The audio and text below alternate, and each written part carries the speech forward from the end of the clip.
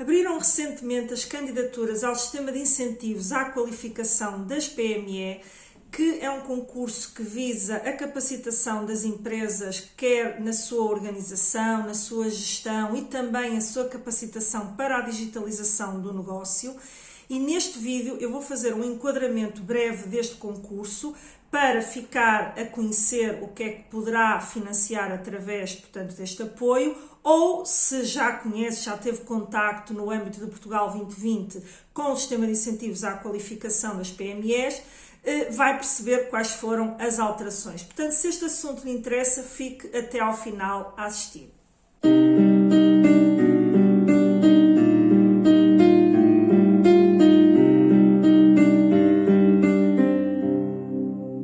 Olá, o meu nome é Ana Rola, sou consultora de gestão e há mais de 14 anos que ajudo empresários e empreendedores a criarem e implementarem projetos competitivos e boas práticas de gestão, onde se enquadram também as candidaturas a estes sistemas de incentivos no âmbito dos fundos comunitários, nas suas várias vertentes e tipologias.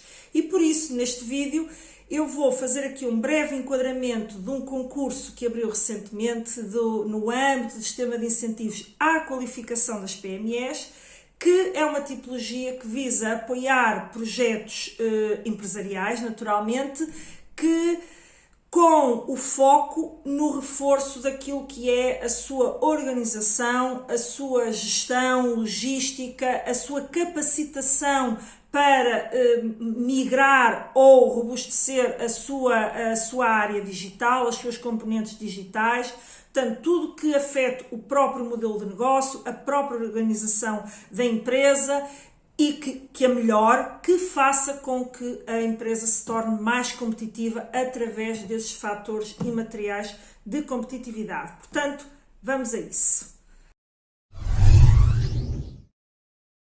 Quais os objetivos específicos a que o projeto tem de atender?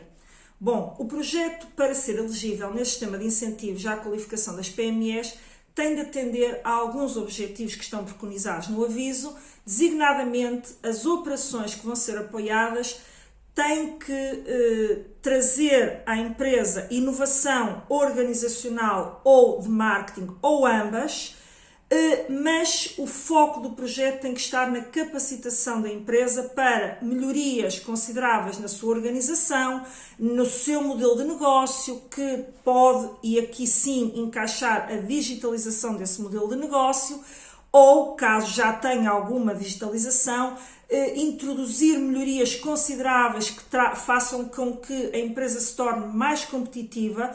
Portanto, isto são fatores fundamentais. E, simultaneamente, neste caso deste aviso, o enfoque também está para operações que visam melhorar o posicionamento internacional da empresa ou, caso a empresa ainda não o tenha, que permita, portanto, a introdução da empresa nos mercados internacionais. Portanto, é claramente, neste caso deste aviso, existe este objetivo de que o projeto tem que ter uma visão de exportação, uma visão de internacional e não só para o meio nacional. Estes fatores imateriais que contribuem para a organização, a melhoria da organização e da capacitação digital da empresa e da melhoria também de todas as suas estratégias que podem ser logística, distribuição, próprio marketing, portanto, todas aquelas áreas muitas vezes que saem fora da área produtiva. O que é que são estas ações e que ações é que realmente o projeto tem que atender para poder ser elegível?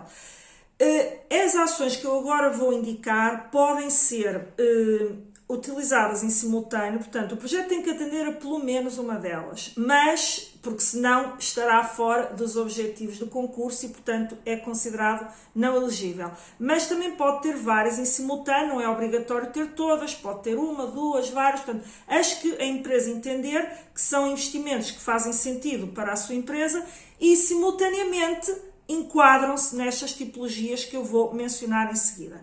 E a primeira delas é trazer inovação organizacional, de gestão e de logística. E o que é que se quer dizer com isto? O que é que se encaixa, o que é que se enquadra aqui?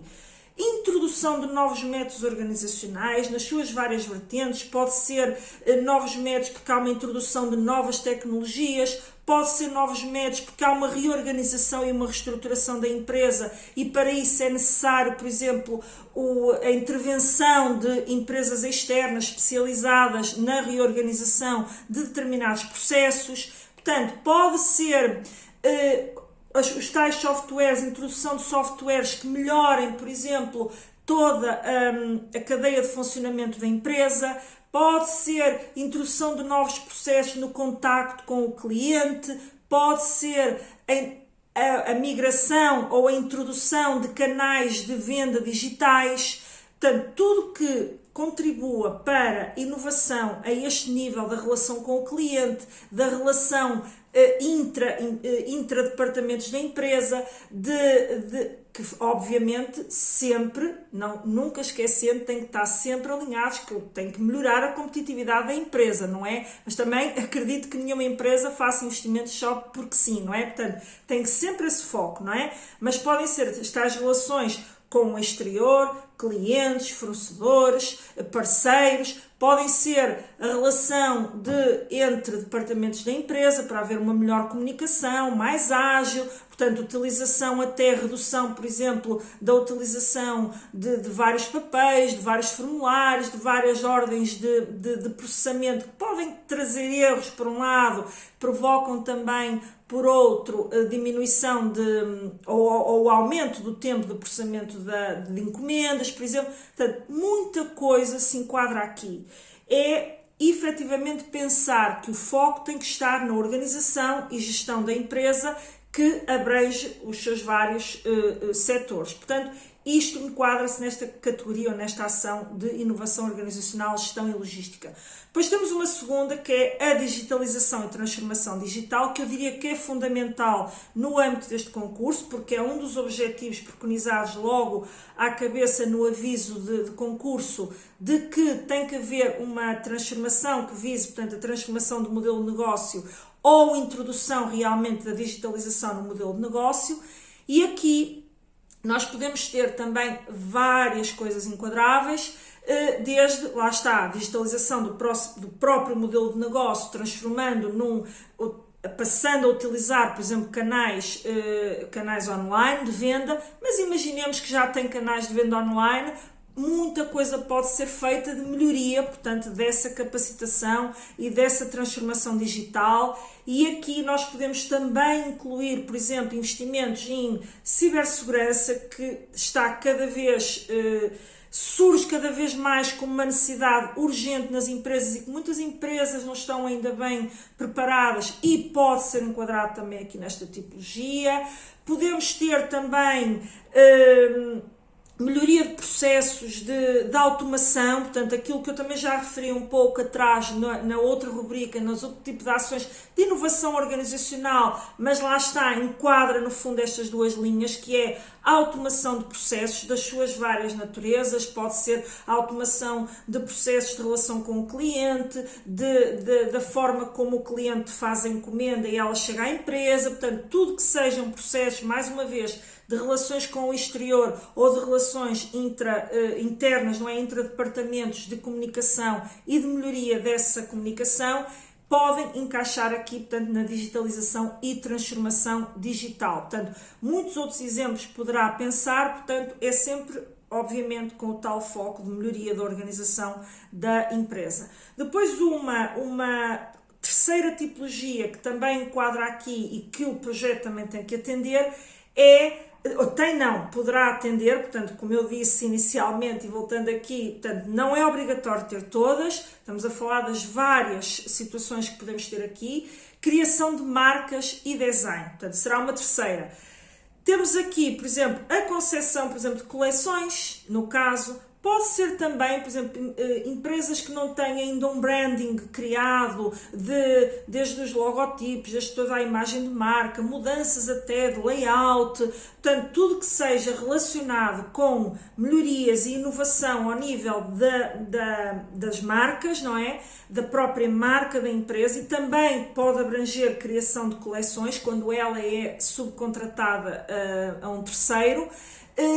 O registro da marca também, ou o registro, porque nós podemos ter o registro nacional, podemos ter o registro de âmbito da União Europeia, depois podemos ter o registro de marca em vários países terceiros onde a empresa pode estar presente ou pode querer estar presente e, portanto, tudo isto enquadra-se aqui nesta tipologia de criação de marcas e design. Depois temos uma quarta, que é capacitação para o desenvolvimento de produtos e serviços e processos. E o que é que se enquadra aqui? É, mais uma vez, investimentos que melhorem a capacidade da empresa de desenvolver produtos, processos ou serviços, não é? E um exemplo que pode ser aqui dado é, por exemplo, o reforço das capacidades laboratoriais da empresa, mas também poderá ser, não só, por exemplo, a empresa não necessita de ter um laboratório para desenvolver produtos, mas poderá ter alguns investimentos que vão reforçar a sua capacidade interna de desenvolver ela própria os produtos. Por exemplo, há pouco dei o exemplo da criação de coleções.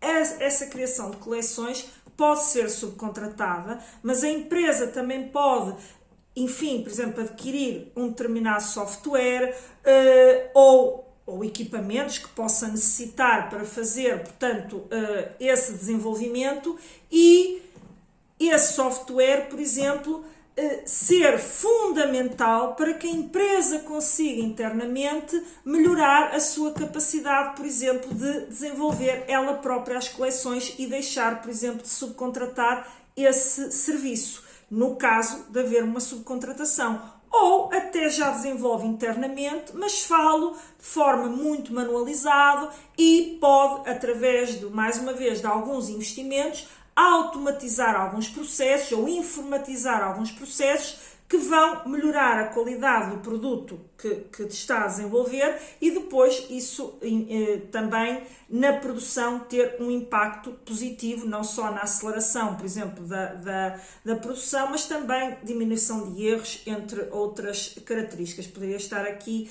muito tempo a enumerar vários exemplos. Isto é só para dar uma abordagem. Depois temos uma outra tipologia que é a proteção da propriedade industrial. E o que é que se enquadra aqui? Registro de patentes, de tudo que esteja dentro da proteção da propriedade industrial, poderá ser confundido aqui com o registro de marcas, portanto, são coisas, tanto registro de marcas, tenho uma marca, registro a marca. Aqui a proteção de propriedade industrial é quando a empresa cria alguma coisa internamente, portanto, do zero, que possa ser patenteada, estamos aqui no âmbito do registro de patentes, mas também poderá ser o registro de uma determinada invenção, de modelos de utilidade e desenhos ou um determinado modelo, portanto vai depender daquilo que a empresa faz, daquilo que é o tipo de registro de propriedade industrial que a empresa possa fazer, poderá, mais uma vez, ser elegível aqui e também é uma das tipologias enquadráveis aqui neste sistema de incentivos. Depois temos uma outra que é qualidade e certificação. Conforme eu mencionei, tudo que possa contribuir para a melhoria de processos organizacionais é enquadrável neste sistema de incentivos e, portanto, maioria de razão, esta tipologia teria que estar aqui porque qualidade e certificação obviamente, são processos que uma empresa pode abraçar, investir, portanto, porque há todo um processo antes da obtenção da certificação e, portanto, esse processo é elegível, portanto, o investimento que se faz é elegível e depois dá origem a uma certificação. Aqui podemos ter vários tipos de certificados. Isto vai, obviamente, depender do mercado onde atua, quais são as certificações que fazem sentido para si, porque o foco é sempre naquilo que é importante trazer para a empresa, que vai melhorar a sua imagem no mercado, a imagem junto dos clientes, porque uma empresa certificada traz sempre um valor acrescentado. Simultaneamente, não é só pela obtenção do selo, é importante ter muito presente que estes processos de certificação ajudam a que a empresa melhore, portanto, organize os seus processos de outra maneira e isso faz com que ela melhore os seus processos internos. E ao melhorar os seus processos internos, não é só a obtenção do selo e da certificação que lhe pode trazer uma mais-valia no mercado. É a própria organização que pode fazer com que a empresa depois venha a diminuir custos, portanto, e venha a aumentar a velocidade, por exemplo, de entrega de encomendas, e isso fazer com que ela, com o mesmo esforço humano, consiga produzir e entregar muito mais, e tudo isto melhora os resultados financeiros da empresa. E, portanto, é importante ter presente que não é só o selo, é todo o processo que se vai gerar que vai levar a que a empresa tenha melhores resultados. Pois uma outra tipologia é transferência de conhecimento e tecnologia. O que é isto? É aquisição de serviços e de consultoria e apoio técnico em domínios de transferência de conhecimento, ou seja, portanto, é a contratação de serviços que de alguma forma vão contribuir, por exemplo, pode ser uma entidade do Sistema Científico Nacional, em que a empresa recorre a ela, não só, portanto, que as empresas podem recorrer a essas entidades para elas próprias desenvolverem um determinado produto ou serviço, mas também pode haver lugar a uma transferência de conhecimento através, lá está, de um processo interno, de uma consultoria interna, que faça com que depois a empresa absorva esse conhecimento, o internalize e depois passa a poder ela própria desenvolver aquele processo. Aqui também poderá estar abrangido certificação de sistemas de gestão da investigação, desenvolvimento e inovação, ou seja, a empresa recorrer a serviços que façam esta certificação. A última tipologia, e que acho que isto está subjacente a qualquer fundo comunitário, é sustentabilidade e eco-inovação. Ou seja, é a incorporação na empresa dos princípios do ESG, que tanto se tem falado, que é o Environmental, Social and Governance, ou seja, o ambiente do ponto de vista do meio ambiental, do nosso ambiente, aquilo que é o social, que é a relação interna com os colaboradores e com tudo que se desenvolve, a forma como se desenvolve, e a governance é a forma também como a empresa está gerida e a estruturação, portanto, daquilo que é o apoio à decisão, entre outros. Portanto, isto é uma sigla que agora está muito em voga, mas são tendências que já vinham a ser trazidas de uma outra forma, não de uma forma tão agregada e agora com esta nova sigla. E, portanto, o grande objetivo aqui é capacitar as empresas do ponto de vista da gestão, porque é uma fragilidade que se tem identificado, não em todas, naturalmente, nunca em todas, mas em algumas empresas, e é preciso realmente capacitar as empresas ao nível da gestão para que parte da gestão, melhores processos de decisão, uma maior capacidade, por exemplo, de trazer inovação para a empresa, porque hoje, com a velocidade hoje em dia da inovação, é fundamental que haja uma capacidade dos próprios gestores de absorverem aquilo que se passa em torno de si e trazerem para a empresa, ou até deles próprios serem promotores dessa inovação e não ficarem à espera que o mercado a traga. Mas, portanto, para isso é preciso capacitar é preciso capacitar a empresa para introduzir novos métodos de gestão.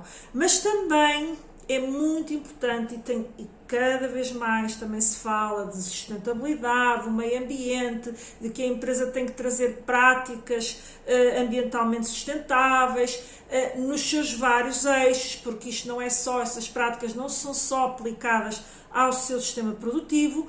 E aqui, portanto, também no âmbito deste sistema de incentivos à qualificação, podemos estar a falar de investimentos que visam a introdução de práticas que melhorem a sustentabilidade ambiental, que melhorem vários processos que possam hoje estar a trazer um determinado nível de poluição, que ela possa ser reduzida.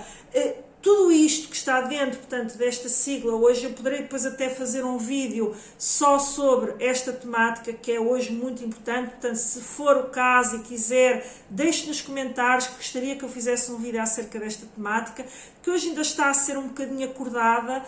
As empresas, muitas delas ainda não estão muito dentro desta dinâmica, tem havido até algumas ações de formação desenvolvidas pelas próprias autoridades do IAPMEI, a ICEP, portanto, mas é importante que a empresa comece, de certa forma, a familiarizar-se com estas terminologias, com estas práticas, porque elas vão ser cada vez mais exigentes, trazidas pela própria União Europeia, designadamente naquilo que diz respeito à sustentabilidade ambiental. Portanto, é bastante importante e as despesas que a empresa possa querer incorrer para começar a trazer ou melhorar, não é? Mais uma vez, até já pode ter começado este processo, mas quer melhorar, podem ser enquadráveis, portanto, neste sistema de incentivos, nesta tipologia da sustentabilidade e eco-inovação.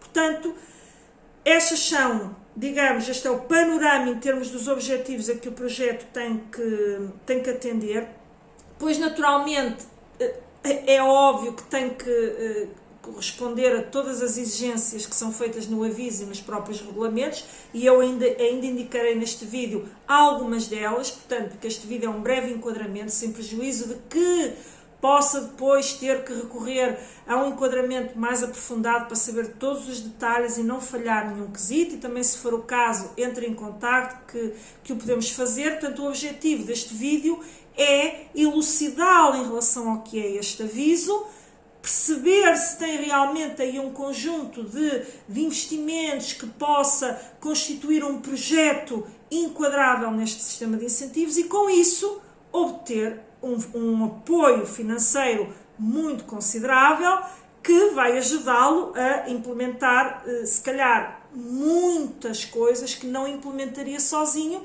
e, ao ter este apoio financeiro, permita trazer já com maior velocidade várias valências à sua empresa. Portanto, é isto que o seu projeto tem que atender em termos gerais. Quais são as despesas elegíveis? As despesas elegíveis eu já fui citando noutros pontos deste vídeo, mas aqui vou elencar também, portanto, obviamente, ao perceber o tipo de investimentos que pode fazer, também percebeu que tipo de despesas poderia enquadrar. Mas aqui vamos focar então naquilo que são despesas consideradas elegíveis.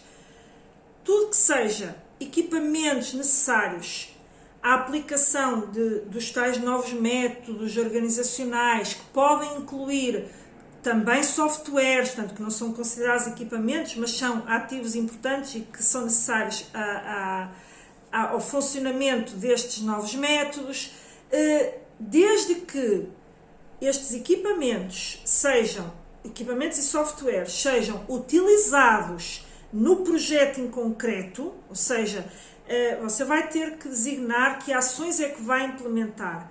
Ao designá-las, elas terão que estar articuladas com o seu mapa de investimentos. E nesse mapa de investimentos, como estão as despesas elegíveis, esses equipamentos têm que estar sintonizados com aquilo que é o seu projeto e a operação e aquilo que vai desenvolver. Caso contrário, podem ser equipamentos, podem ser softwares, mas não são elegíveis. Portanto, é importante que tenha isto em consideração, para não começar a pôr coisas que fora do âmbito do projeto e depois surpreende-se.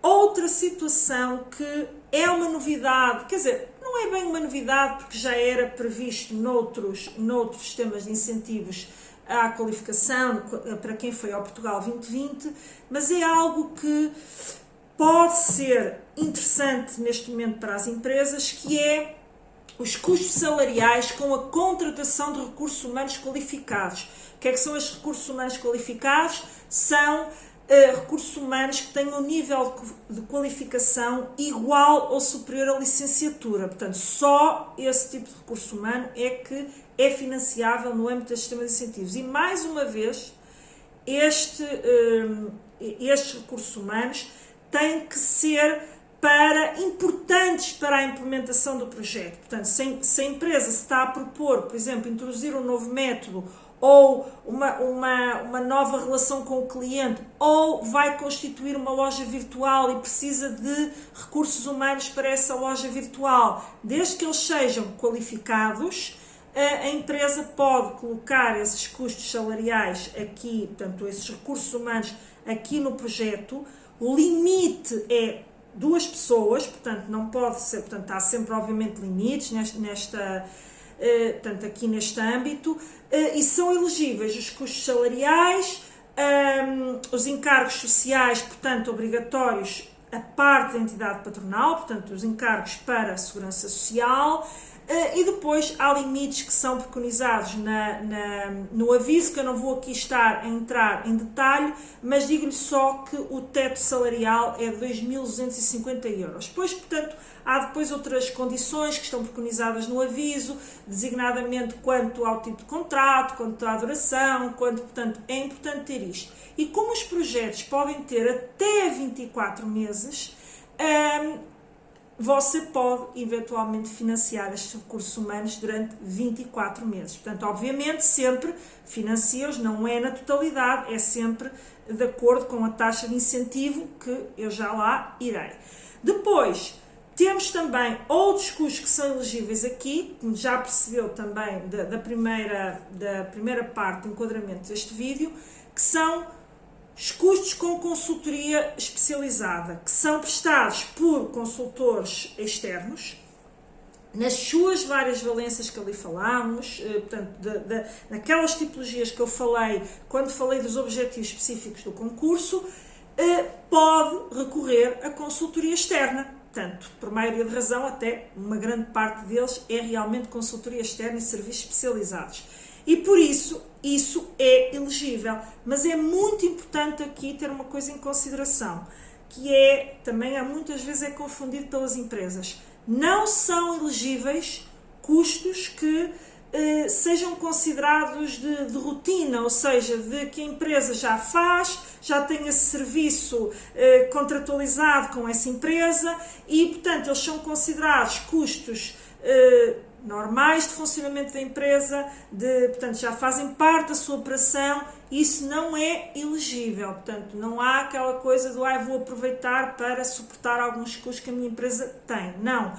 Tem que ser aquisição de serviços focados no horizonte temporal, que é o horizonte temporal do projeto, que tenha um objetivo muito específico, que atende àquelas linhas que já falámos, e, portanto, só nesse âmbito é que eles são elegíveis. Portanto, se eles forem de alguma forma considerados uma consultoria periódica e que a empresa já tem, contínua e que já faz parte da sua operação, não são eliminados. Portanto, cuidado com o achar que às vezes não se nota, vou colocar e depois faço, porque eles depois vão triar com tudo que é a consulta da sua base do fornecedor, daquilo que é faturado, portanto, é importante ter em consideração, caso nunca tenha feito uma candidatura destas aos fundos comunitários, que tudo isto é monitorizado a posteriori. Portanto, faça esse alerta para que depois, mais uma vez, não seja surpreendido de forma negativa. Aqui também podemos ter, também é muito comum no âmbito dos sistemas de incentivos, que é os custos que a empresa possa ter que nem sempre tem, ok? Mas muitas vezes pode ter, por exemplo, se estiver sujeita à revisão oficial de contas, pode ter, à certificação legal de contas, pode ter que recorrer a um ROC para certificar os pedidos de pagamento, ou pedidos de pagamento acima de 200 mil euros também já tem que recorrer a um ROC e, portanto, pode ter que pagar, ou também, enfim, pode ter uma contabilidade externalizada e o seu contabilista exigir um pagamento adicional pela certificação dos pedidos de pagamento, e isso aí também é elegível, obviamente com limites, que não vou aqui entrar nesse detalhe dos limites, portanto acho que o importante aqui é perceber o que é que pode aqui colocar. E portanto, todos aqueles serviços que falámos de concessão de marcas, o próprio registro de marcas, se precisar de recorrer a um consultor externo, por exemplo, às vezes para perceber como é que funciona o registro de marcas num determinado mercado, porque às vezes não é só registrar a marca, é preciso, há todo um processo até chegar ao registro da marca. E, portanto, tudo isso é elegível aqui dentro desta tipologia de despesas. Outras despesas que podem também aqui enquadrar, por exemplo, se fizer uma adesão a uma plataforma digital para colocar os seus produtos à venda ou serviços, a adesão inicial, também é importante ter isto em consideração, ou seja, mais uma vez, se a empresa já tiver, eles não vão suportar despesas que sejam periódicas, não é? Portanto, tem que ser um investimento novo, tem que trazer inovação, ou seja, tem que ser novo para a empresa. Portanto, se nesse novo se enquadrar a adesão a uma nova plataforma eletrónica ou a introdução em diretórios, subscrição de aplicações, portanto, tudo que seja este mundo digital que a empresa queira estar dentro dele e não são softwares geridos por si próprio, portanto tem que pagar essa subscrição, quando ela, no momento inicial, no pagamento de uma subscrição inicial, isso é suportado também ou apoiado por este sistema de incentivos. No entanto, a empresa tem que ter noção de que quando acaba o objeto do projeto, não é? Financiou aquele timing, depois todos os pagamentos periódicos que seguem, portanto, são da sua competência, mas o que é expectável é que, se está a introduzir essa subscrição, é porque considera que isso é importante para o seu processo, por exemplo, de comercialização, e com isso irá aumentar o seu volume de negócios. Ao aumentar o volume de negócios, depois terá capacidade para pagar a própria subscrição. Portanto, isto é um apoio ao investimento inicial. Portanto, depois, por fim, aqui nas despesas elegíveis temos o tal custo, também já falei um pouco atrás, mas aqui para elencar aqui nas despesas, o custo que você poderá ter com a obtenção e registro de patentes e eventualmente até perceber se já existe registros de propriedade industrial naquele âmbito. Portanto, e muitas vezes esse estudo tem que ser efetuado, tem que ser realizado e é muitas vezes subcontratado a entidades externas, portanto não é feito pela empresa e, portanto, também isso poderá ser, naquela tipologia até que falámos de registro de patentes, poderá ser, ou registro de propriedade industrial, onde se incluem as patentes, poderá ser, portanto, elegível esse custo. E é isto, este é o rol de despesas que poderá aqui enquadrar, que abrange muita coisa. Qual o investimento mínimo que tem de fazer e a taxa de apoio que poderá obter? Bom, aqui temos uma das mudanças para quem estava habituado ao Portugal 2020 e que é uma das alterações muito consideráveis, na minha opinião. Na minha opinião, acho que até fragiliza o acesso de algumas empresas a estes fundos comunitários, mas esperemos que não sejam todos concursos assim. Também abrirão, entretanto, concursos de base territorial para realidades mais pequenas, portanto vamos acreditar que isto é uma forma também de triar, mas o investimento mínimo elegível é de 200 mil euros e, portanto, isto eu diria que piorou as condições de acesso, portanto, porque havia muitos projetos que se enquadravam em tudo que falámos até ao momento, mas que não tinham um investimento tão alto, portanto, ficavam por 100 mil euros, portanto, tão fora, portanto, tem que ter um investimento mínimo de 200 mil euros.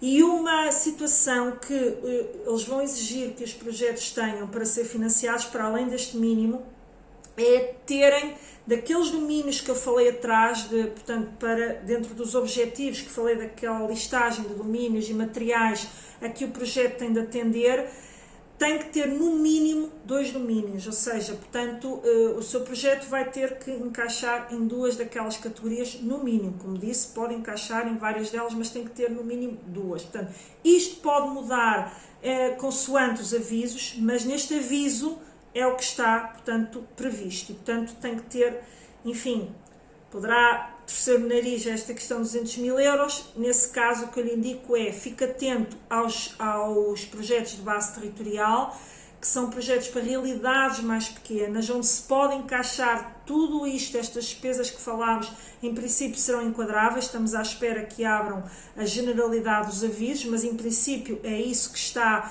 previsto no próprio regulamento.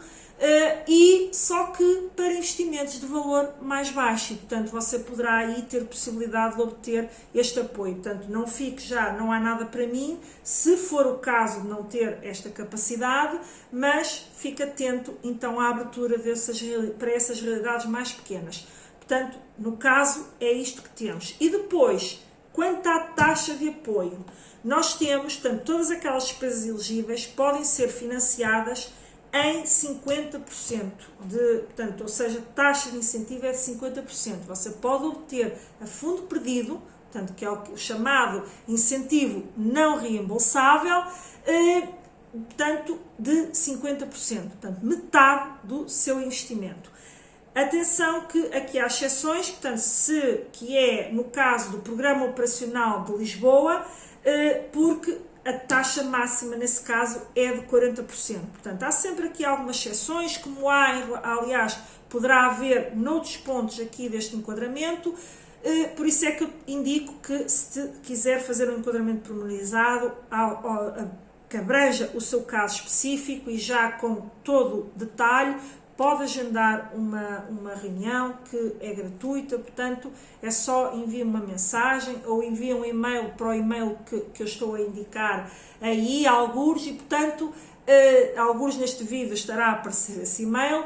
Envie, poderemos eventualmente marcar a sessão de enquadramento. Farei obviamente algumas perguntas de enquadramento e depois poderemos proceder à marcação dessa reunião. Portanto, outra coisa, período de apresentação de candidaturas, que é muito importante e que também é uma novidade aqui no Portugal 2030, que é Portugal 2020, normalmente abria o concurso, fechava o concurso. O racional que eles agora estão a trazer para o Portugal 2030, muito importante, na minha opinião, porque permite às empresas prepararem-se mais atempadamente, fazer uma previsão orçamental se quiserem ir a vários concursos. Portanto, há aqui um espectro muito interessante, que é o concurso abre e não abre numa data e fecha logo. Portanto, ele vai fechar naturalmente, não é? Só que ele está aberto, por exemplo, no caso, ele vai estar aberto até ao dia 30 de janeiro de 2025, que é bastante tempo. Só que vai haver duas fases. A primeira fase vai até 31 de outubro, ou seja, projetos, você já está a preparar o seu projeto, já tem um projeto, já pretende iniciar o seu projeto ainda este ano. Então vai a esta fase até 31 de outubro, submete a sua candidatura e essas candidaturas depois vão ser apreciadas, portanto, ver o mérito, estabelecido qual é a nota e ver se vão ter apoio. Se não conseguir a primeira fase, a partir de 31 de outubro, ele fecha e abre, ou seja, ele mantém-se em aberto, não é? Com este, portanto, ele quase fecha, é um fecha e abre, não é?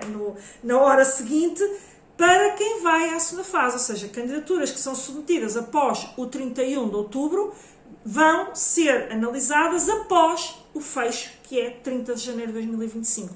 Isto é muito interessante porque permite às empresas ver, ok, este não é o momento, eu neste momento não consigo ainda preparar o projeto, ou não tenho tempo, ou ainda preciso recolher uma série de orçamentos, preciso ver aqui internamente, fazer aqui uma análise e diagnóstico estratégico daquilo que eu necessito, até para aferir se consigo, portanto, ter um investimento consolidado, que traga competitividade à minha empresa, que realmente se enquadre nos objetivos estratégicos da minha empresa. Portanto, tudo isto é muito importante depois para a avaliação do projeto. E eu preciso deste tempo, até consigo ter um investimento, tal investimento mínimo, 200 mil euros ou mais. Portanto, tudo isto tem que ser pensado do ponto de vista estratégico. E nós estamos neste momento com a abertura do concurso. Hoje, se estiver a ver o vídeo de imediato, estamos em junho de 2024.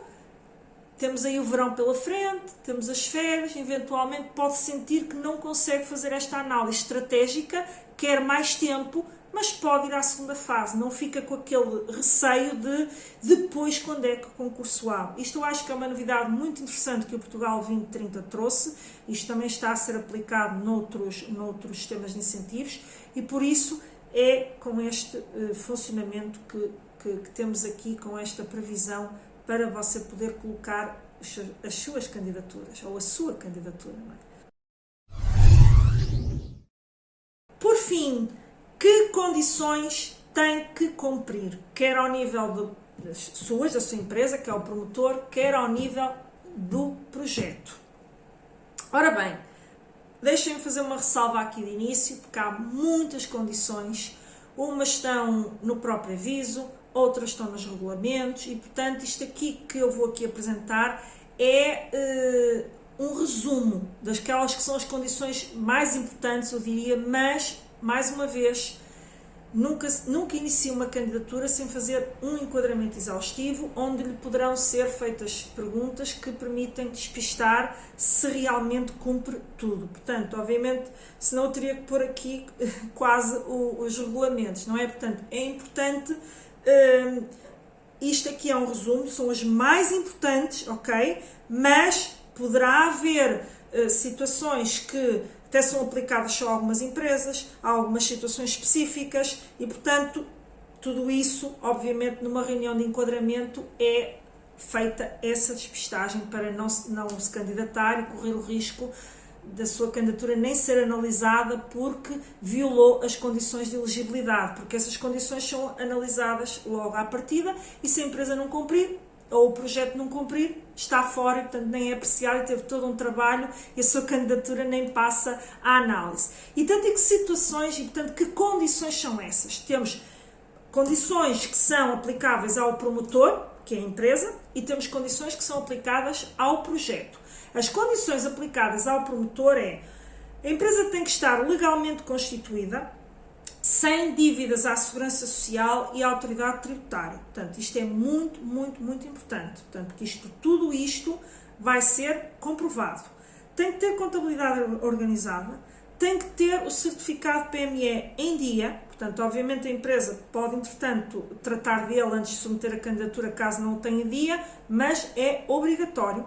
Não pode ser uma empresa considerada uma empresa em dificuldades, ou com qualquer situação pendente, não é? Em termos de tribunais ou processos administrativos que tenham sido colocados e haja aí um processo, digamos, de discórdia com as autoridades de gestão e aqui no âmbito dos fundos comunitários, portanto é muito importante também ter isso em consideração. Não pode ter salários em atraso, tem que apresentar uma situação económica ou financeira considerada equilibrada, e o que é isto?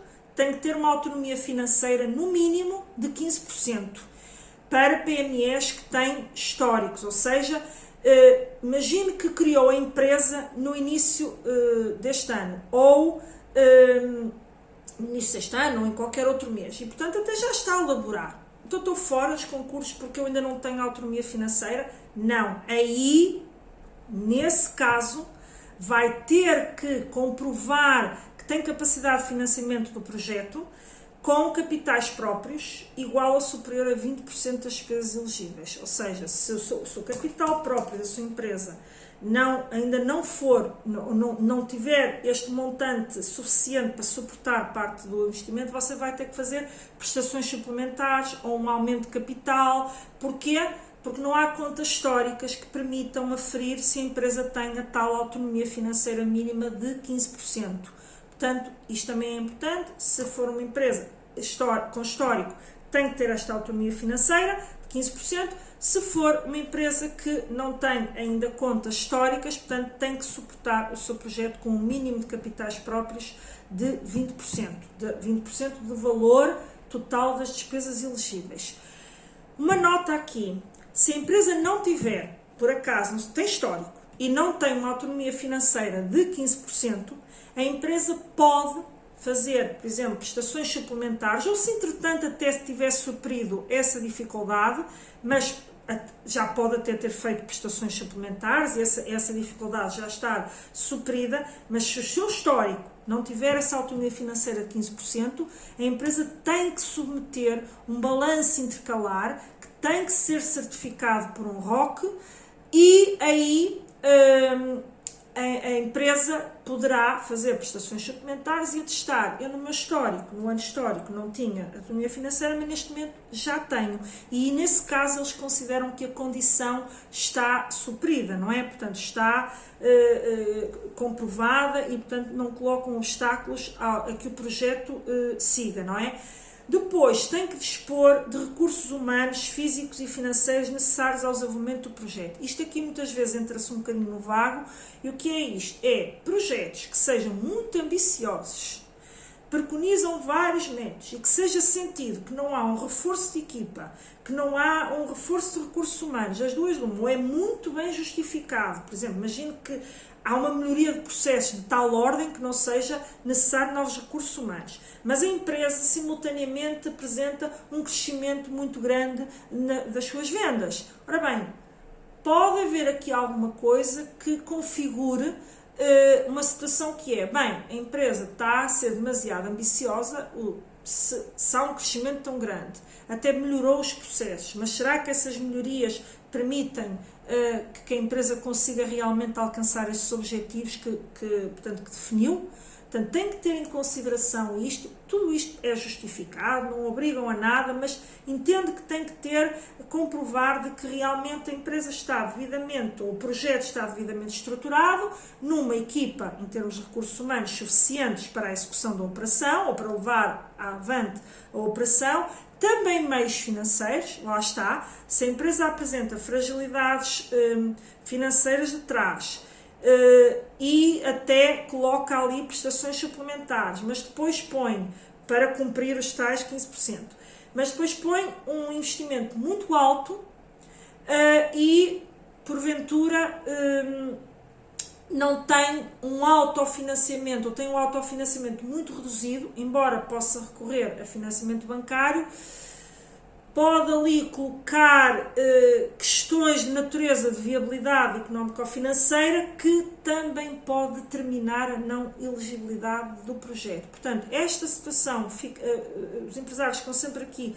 na dúvida. Isto basicamente é perceber que a operação tem que ser consistente, tem que ser coerente, tem que ser execuível e suportável pela empresa em termos financeiros, porque se o endividamento representar, pode até recorrer ao financiamento bancário, mas se esse endividamento tiver um peso gigante nas contas da empresa e, portanto, ficar com níveis de endividamento muito altos, muito provavelmente a empresa poderá depois não cumprir, aliás, teria logo uma dificuldade, que era o próprio banco não lhe dar esse financiamento, não é? Portanto, desde logo, mas também poderia comprometer ali a obtenção de um determinado conjunto de resultados. Portanto, todo este equilíbrio é importante que a sua candidatura seja construída de forma equilibrada para não violar, portanto, esta condição. Depois, do ponto de vista do projeto, aquelas que eu considero e trago aqui para este resumo obviamente, tem que atender aos objetivos preconizados, goste ou não se goste daquilo que está preconizado no aviso e nos regulamentos e naquilo, portanto, tem que atender, obviamente, àqueles objetivos, sem isso não vale a pena sequer perder tempo, nada de errado com o seu projeto, mas não é para este fundo. Depois, tem que ter, portanto, os investimentos ou o projeto, ou o início do projeto, tem que ter data anterior à data da candidatura. Isto é muito importante e asseguro-lhe que há vários projetos que até podem não se aperceber de imediato que isto não está a ser cumprido, porque na fase de candidatura a empresa coloca lá um visto a dizer que cumpre, mas eles depois, na fase já de execução, caso a candidatura seja aprovada, e na monitorização, eles vão pedir uma série de elementos, designadamente faturas, e se há contratos firmes anteriores à data da candidatura, e isso pode fazer cair o projeto e obrigarem até à devolução do fundo que já lhe possa ter sido entregue. E as empresas às vezes ficam ali numa situação sensível. Portanto, muito cuidado com este tipo de condições de elegibilidade, porque elas são monitorizadas, não é só a data da candidatura, elas são monitorizadas durante toda a execução do projeto.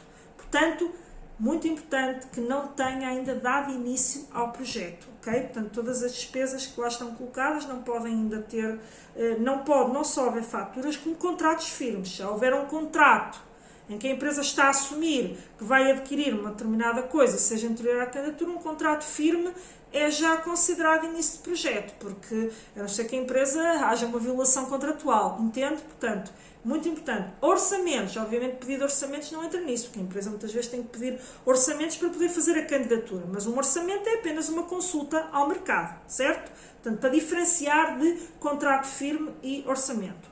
Depois, não pode incluir despesas que já têm incluído noutros projetos. É outra coisa que tem que terem atenção, porque depois já há cruzamento de informação e também, à partida, na fase de candidatura, eles não têm como aferir, mas têm posteriormente na fase de controle, certo? Portanto, importante. Depois, outra situação importante vai ter que demonstrar que as fontes de financiamento estão asseguradas, ou seja, se a empresa coloca financiamento bancário na fase de candidatura, se já tiver até um contrato de promessa ou uma promessa de uma carta de intenção do banco de que dará esse financiamento, pode até já submetê-lo. Mas não é obrigatório, é só se já tiver. Mas vai-lhe ser pedido, vai fazer parte daquilo que são... Imagino que a candidatura é aprovada, vão existir condicionantes e nesses condicionantes vai estar lá que tem que comprovar que tem um financiamento bancário. Caso contrário, não há apoio, ok? Portanto, muito importante ter, portanto, vai ter que comprovar que tem as fontes de financiamento no projeto. Outra, se colocar que vai financiar o seu projeto com prestações suplementares, vai ter que comprovar. É isto que se quer dizer aqui na comprovação das fontes de financiamento. Depois e por fim, o projeto, isto também é uma novidade de Portugal 2030, está em todos os sistemas de incentivos, que é... Portanto, o projeto tem que assegurar que não prejudica nenhum dos objetivos ambientais estabelecidos na legislação aplicável. Portanto, agora a nova legislação aplicável a estes fundos comunitários. E o que é isto de não pode violar nenhum objetivo ambiental? Ora bem, se é um objetivo ambiental, por exemplo, isto para dar um exemplo assim muito claro, de diminuir o carbono. Ora bem, a empresa vai ter investimentos que contribuem para o aumento das emissões de carbono, está a violar esta condição de não prejudicar portanto, os objetivos ambientais. Portanto, aqui no qualificação, como muitos da maior parte dos investimentos são materiais, tanto como falámos, tanto aquelas situações, temos aqui alguns equipamentos, etc., mas eu diria até que, obviamente, a maior parte das empresas até poderá estar focada naquele objetivo da sustentabilidade e da eco-inovação. Naturalmente, que eu acho que aqui não é de forma tão enfática que vai ser visto e analisado à lupa. Isto é mais, se calhar, no âmbito do sistema de incentivos à inovação. Mas é importante ter em consideração que também está aqui preconizado. E pronto, com isto encerro este breve, que já não é assim tão breve, mas enfim, não há como encurtar, para que também, senão não seria algo muito claro. Naturalmente, se precisar de mais informações, entre em contacto, deixe aí nos comentários, que eu também poderei deixar aí o meu feedback nos comentários. E portanto, espero que tenha gostado. Se gostou, deixe aí um like, porque isso obviamente ajuda muito. Estes vídeos que são mais que não são de entretenimento, não é? O YouTube obviamente não tem tanta visibilidade e portanto, se deixar aí o seu like, vai-me ajudar obviamente a chegar a mais pessoas, vai-me ajudar aqui o YouTube a abrir este vídeo a mais pessoas. Portanto, espero tê-lo ajudado, continuo aqui a seguir-me no meu canal e até breve e bons negócios.